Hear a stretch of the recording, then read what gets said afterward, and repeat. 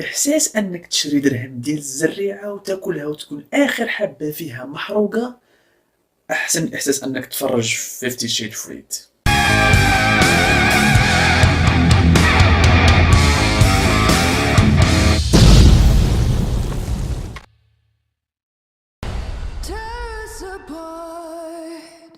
واخيرا وصلنا للنهايه ديال ثلاثيات 50 شيد، ماشي حبا فيها ولا حيت عجباني ولكن حيت غادي نرتاحوا منها ونتهنوا منها.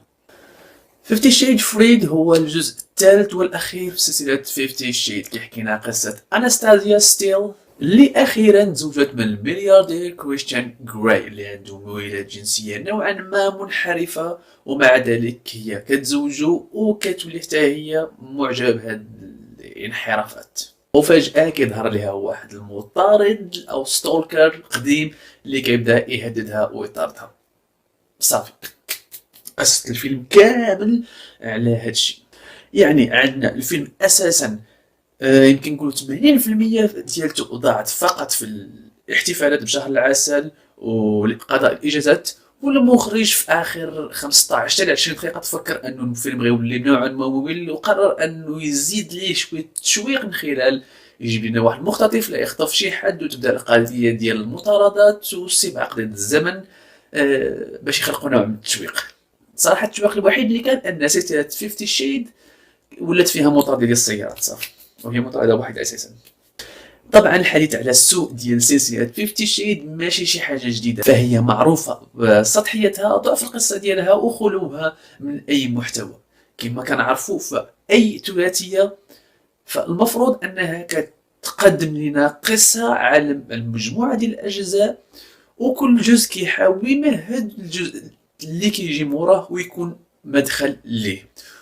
وعبر هذه الأجزاء كيكون هناك تمهيد للقصة للشخصيات الأحداث، تقوية أركان الفيلم، وأيضا دعم للحبكات ديالو باش في الأخير نوصلوا للنهاية اللي كتكون أشبه بخلاصة ديال الثلاثية كامل.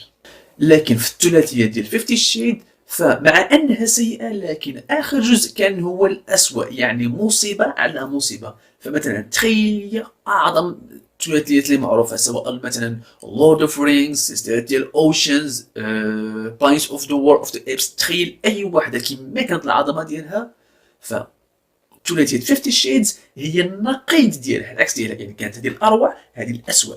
طبعا كاين اللي غيبدا يقول لي لا انت كتعيق زدتي فيه، الفيلم حقق ايرادات كبيره وناجح في الشباك التذاكر. يعني لا نجح، الحاجه الوحيده اللي نجح فيها الفيلم انه يخلق واحد النوع من الجمهور عزيز عليه هذا النوع من الافلام. لكن فاش كنشوفوا التقييمات ديال الفيلم وتقرا النقاط فكنلقاوها كارثيه الصراحه. مثلا اي ام دي بي لحد ساعه ديال التصوير عاطيه 4.5 على 10، روتين توميتو عاطيه 12%. يعني الفيلم فعلا محبط بزاف، خالي من القصه، خالي من اي رساله للفيلم. قصه الفيلم كنقولوا مبنيه بالاساس على قضاء الاجازات والجنس فقط صافي. وفي الاخير كما قلنا في اخر ربع ساعه كاين شويه التشويق والاثاره فقط بعد الملل وصافي. يعني بعباره اخرى 50 شيد فريد أو سلسلة 50 شيد في المجمل هي عبارة عن فيلم إباحي ولكن محترم شوية. فإذا بغينا نلخصو ثلاثية 50 شيد كلها فغادي تخرج لنا القصة ببساطة. هي فتاة فقيرة أناستازيا ستيل كتعرف على الملياردير غويل اللي عنده نوع من الانحرافات السلوكية، وكيبداو ممارسة الجنس، ومع المدة حتى هي كيعجبو هاد الممارسات المنحرفة، كيتزوجو صافي.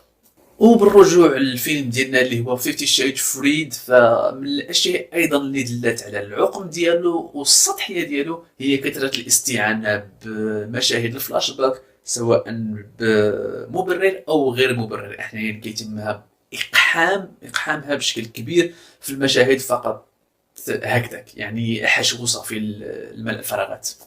شيء آخر اللي كان مزعج هو محاولة خلق نوع من الدراما مبنية على والو، يعني بعض الأحداث أو التصرفات الغبية كيحاول المخرج يخلق منها موقف درامي مؤثر وهو كيستق في الأخير موقف غبي. طبعا ما غاديش نطرقوا لا للاداء ولا تقييم اي عنصر مع من عناصر الفيلم، لانه اساسا ما كاينش حتى عنصر، مجرد باختصار كما قلنا فيلم اباحي بشكل محترم نوعا ما. هادشي اللي كاين، لا اداء لا تمثيل لا والو. وباش نختصروا حتى وقت الحلقه ونختصروا وقتكم، فندوزو مباشره للتقييم. وتقييم الفيلم 50 شيد فريد هو 2/10. كان هذا كل شيء بالنسبه للحلقه ديال اليوم. شاركوا، ما تنساوش تشاركونا بارائكم حول اسوء الثلاثيات اللي عرفتوها. ما تنساوش الى عجبكم المقطع تشاركوا مع الاصدقاء ديالكم، لايك، سبسكرايب، ونشوفكم في الحلقه القادمه ان شاء الله. سلام.